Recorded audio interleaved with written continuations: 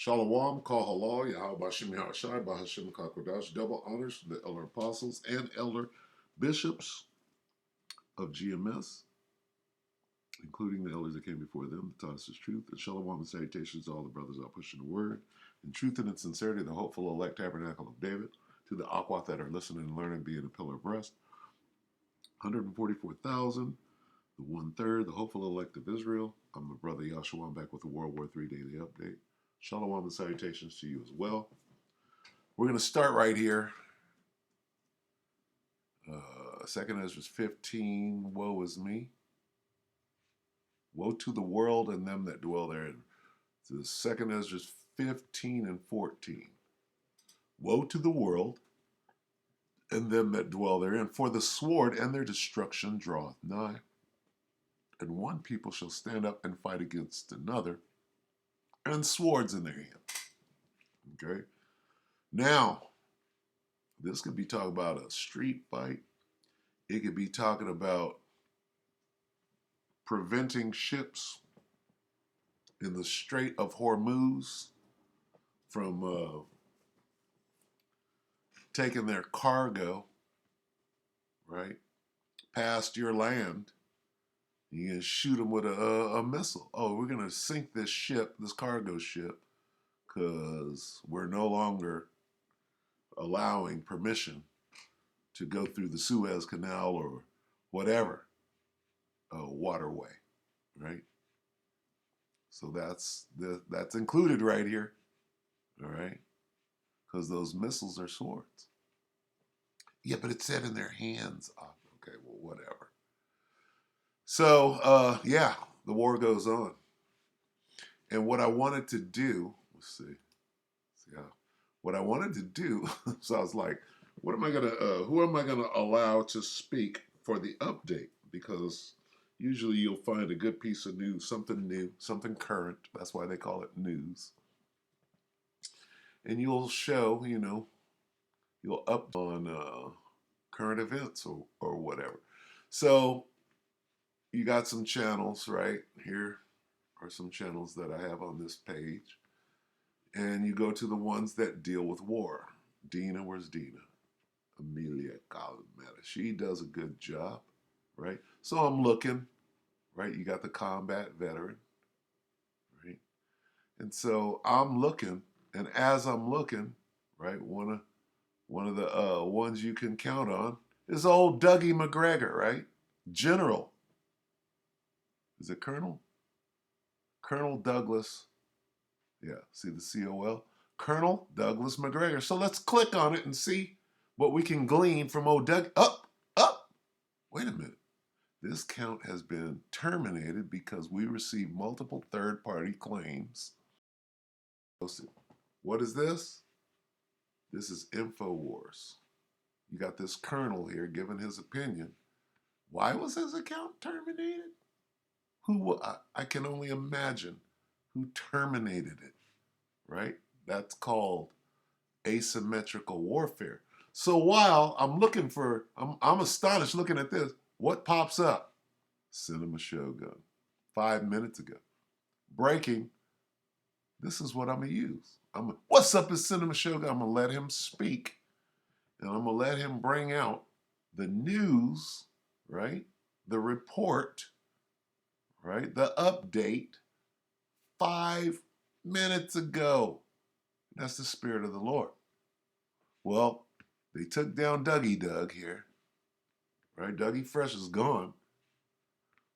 But let's see what Cinema Shogun has to say. So here he is, all right? 21 minutes ago now. Cinema Shogun breaking.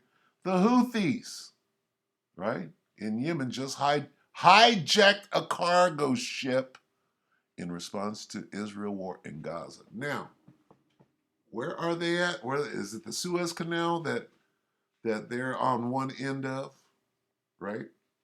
And that's why I gave the little canal speech, because apparently they didn't sink a ship in the canal.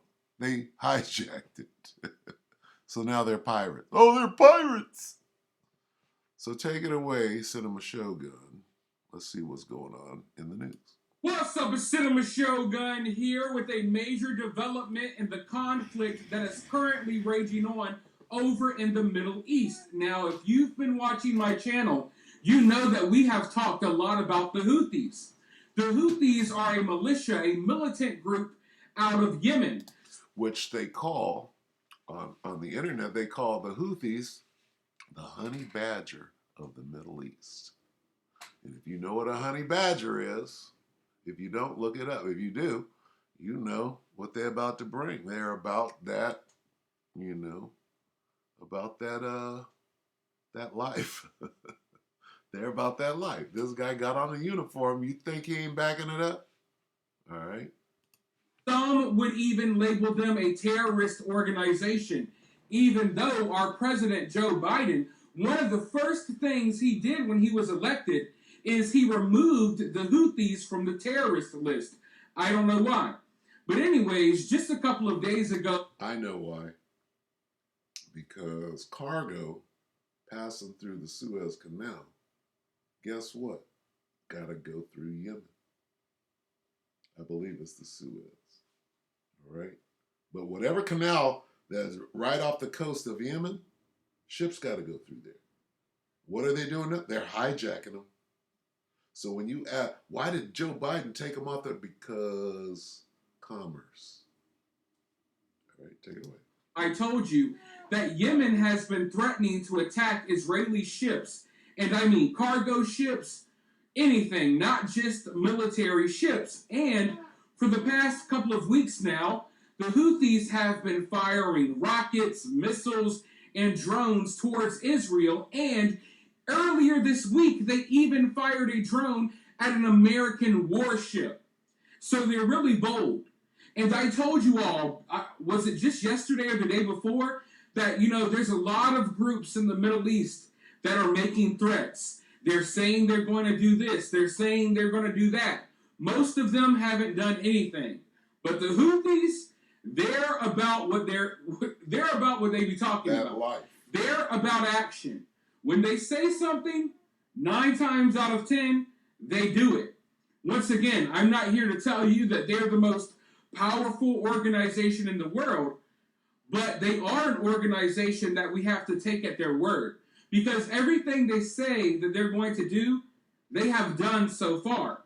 Now, they promised that they were going to be attacking Israeli ships, cargo ships, whoever floats by, and guess what? Today, they hijacked a ship this morning.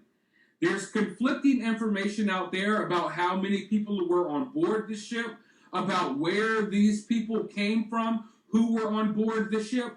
We don't know the full details as of yet.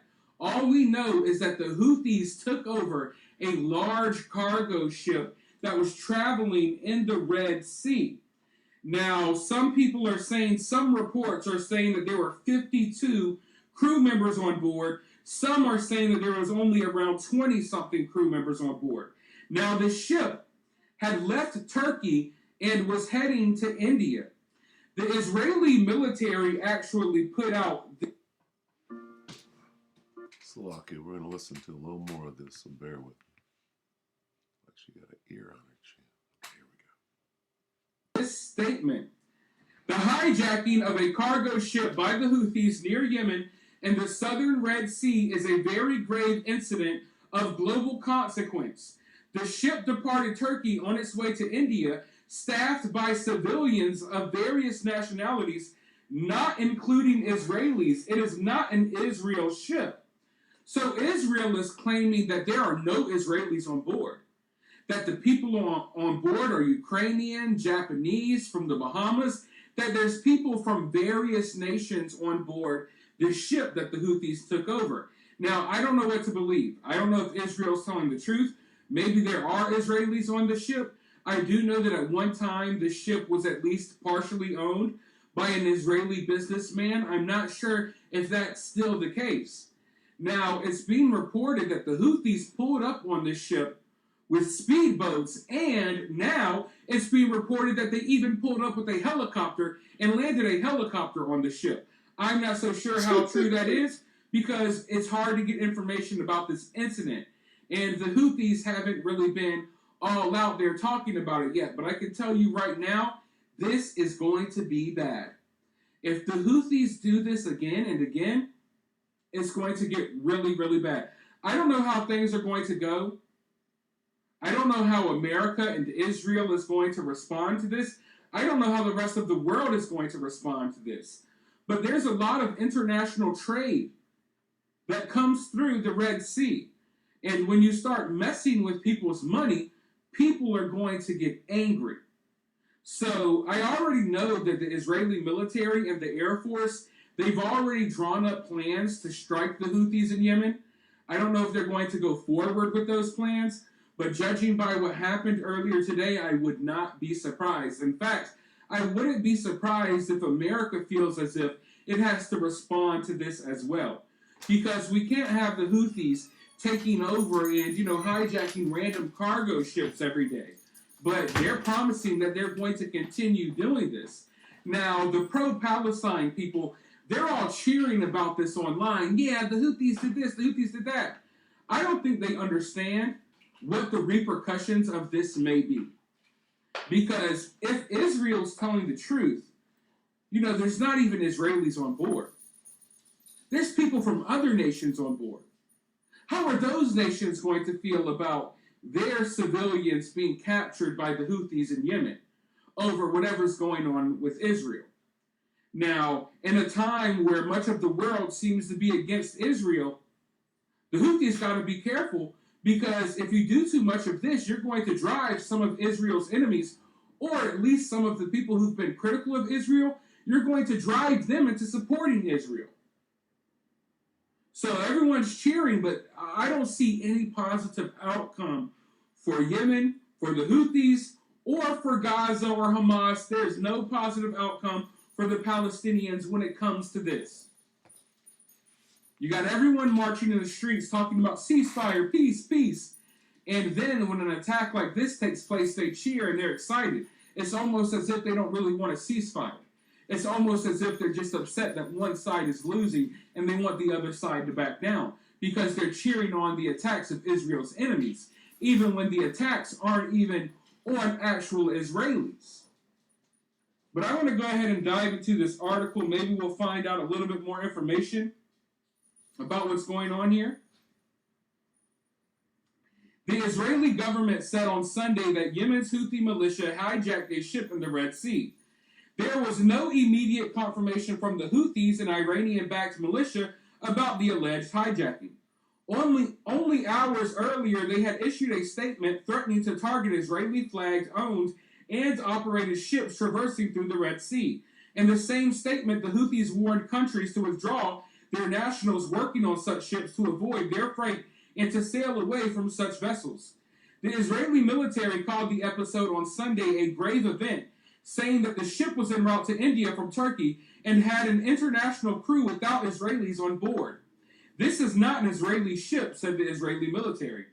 The office of Prime Minister Benjamin Netanyahu of Israel echoed that in a statement of its own, saying that the vessel was British-owned and operated by a Japanese company. It had 25 crew members on board, the statement said, condemning the attack without naming the vessel. What's this?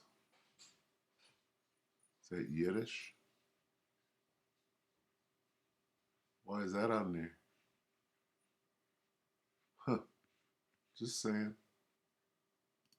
News reports identified the ship as the Galaxy Leader, which bore no obvious links to Israel. The ship sailed under the flag of the Bahamas, a popular place for ship registration because of tax advantages, and is listed as a vehicle carrier owned by an Isle of Man-based firm called Raycar Carriers, according to Marine Traffic, a real-time maritime data platform.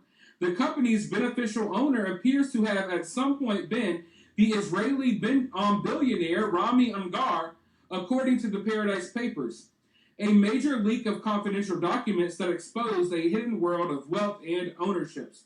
Mr. Ungar, who is routinely cited as the ultimate owner of Raycar Carriers in maritime trade media, did not immediately respond to a request for comment.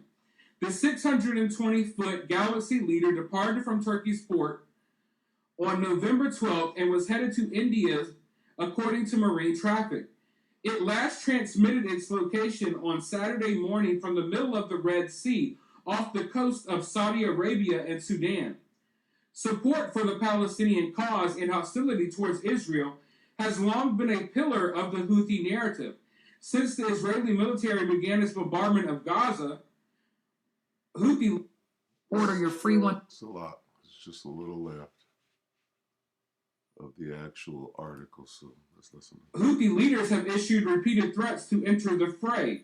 Last month, the Houthis claimed an attempted attack on southern Israel and said the group might attack Israeli ships in the Red Sea. So, like I said, everyone's been trying to downplay how dangerous the Houthis are to me, but the Houthis are like one of the main groups I'm worried about. Not because they have such military power and might, but just because they seem to be one of the only groups I've seen so far that are bold enough to do things like this. Now, obviously, they're going to dig themselves into a really deep hole. Think so? Let's find out. See what they're doing. They're rallying their kinfolk. Okay? And I think we did this yesterday, but we'll do it again today. All right? 2nd Ezra 15. Okay? Because those Houthis, what are they? They're Arabs. Aren't they? Of course they are. What are we looking for here? Behold. Right here.